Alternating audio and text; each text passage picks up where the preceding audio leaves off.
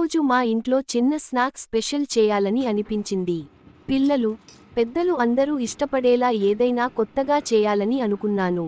అప్పుడు నాకు ఈ చికెన్ స్టిక్ స్నాక్ ఐడియా వచ్చింది.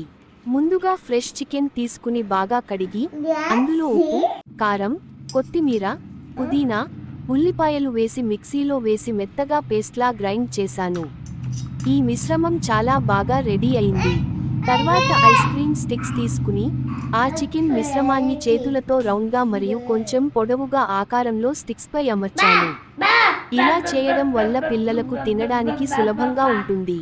అన్నీ రెడీ చేసిన తర్వాత వాటిని కొంతసేపు ఫ్రిడ్జ్లో పెట్టాను.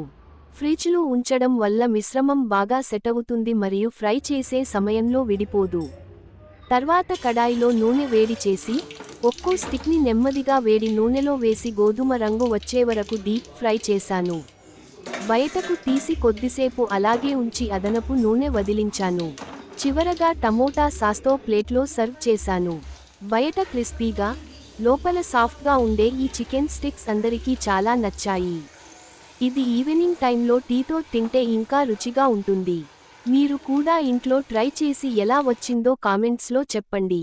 Please subscribe to my channel for more latest videos.